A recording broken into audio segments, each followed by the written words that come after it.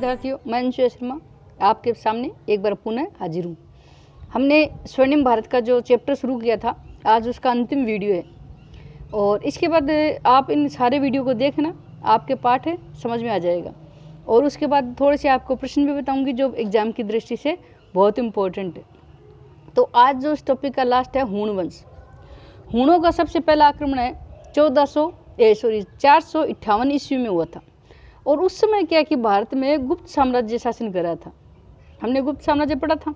321 ईस्वी में चंद्रगुप्त ने प्रथम ने भारत में गुप्त साम्राज्य की स्थापना की थी और 458 के लगभग स्कंदगुप्त उस समय भारत में शासन कर रहा था। तो स्कंदगुप्त ने हूणों को पराजित किया था और हूण हरिणी केसरी इसकी इसने उपाधि धारण की थी। उसके बाद जैसे इसने स्कंदगुप्त ने क्या किया था, हूणों को पराजित कर दिया, ये चले गए। लेकिन 30 वर्ष बाद में हूणों ने पुनः भारत पर आक्रमण किया, जिसमें तोरमान नामक एक सरदार ने गुप्त साम्राज्य को नष्ट कर दिया और उसने पंजाब, राजपूताना और मालवा पर अधिकार करके महाराजाधिराज की पदवी धारण की। फिर तोरमान के बाद में इसका पुत्र आता है मिहिरकुल। तोरमान के बाद मिहिरकुल शासक बना। इसकी राजधानी पंजाब का एक स्थान है सियालकोट, वहाँ थी। और ये बौद्ध धर्म का उपासक था, लेकिन बौद्ध भिक्षु है वो इससे घृणा करते थे। वो नहीं चाहते थे कि भारत का कोई जैसे बर्बर जाति है वो बौद्ध धर्म को ग्रहण करे, क्योंकि बौद्ध धर्म है वो अहिंसा पर आधारित था।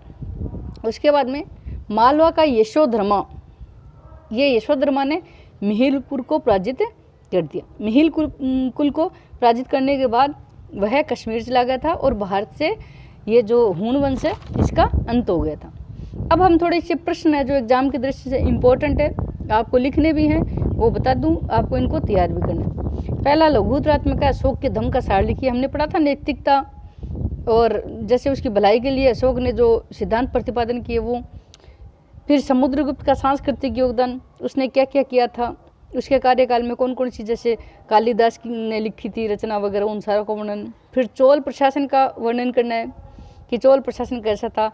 जैसे मंडलम थे, मंडलम कोटुम में विभाजित थे, कोटुम नाडु में, नाडु कुरम में। उसके बाद में कनिष्क का योगदान बताना है कि कनिष्क कब शासक बना। उसने कल हमने चर्चा की थी, शक संवत चलाया था। कश्मीर में कुंडलवन में उसने कश्मीर में कनिष्कपुर नगर बसाया था। इसके अलावा चतुर्थ बौद्ध संगीति हुई थी, इसका वर्णन आपको करना है। इसमें थोड़ा निबंधात्मक 2 प्रश्न आपको तैयार करने हैं जो एग्जाम की दृष्टि से बहुत इंपॉर्टेंट है। गुप्त शासकों का वर्णन करते हुए इस काल की सांस्कृतिक उपलब्धियाँ बताइए। आपको पूरी सांस्कृतिक उपलब्धि बतानी है गुप्त काल की।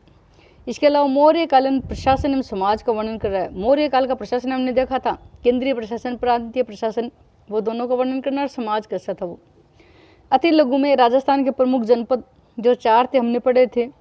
जंगल शिवी जो पढ़े थे वो। बिंदुसार के समय यूनानी राजदूत था, कौन आया था ये मैंने बताया था आपको, डायमेकस आया था, उसका वर्णन करना है। अंतिम मौर्य सम्राट कौन था, बृहद्रथ था। इलाहाबाद प्रशस्ति का लेखक कौन था, किसका दरबारी कवि था, ये हरिसेन था और समुद्रगुप्त का दरबारी कवि था। हर्ष की साहित्यिक रचनाओं के नाम 3 लिखी थी उसने, नागानंद, प्रियदर्शिक और रत्नावली। और कौटिल्य की पुस्तक का नाम अर्थशास्त्र। तो ये तो छोटे प्रश्न है जो एग्जाम की दृष्टि से इम्पोर्टेंट है। ये निबंधात्मक है और अभी बताए थे वो लघु। ये सारे प्रश्न आपको एग्जाम की दृष्टि से तैयार करना है। अगले पाठ में फिर एक नए वीडियो के साथ। धन्यवाद।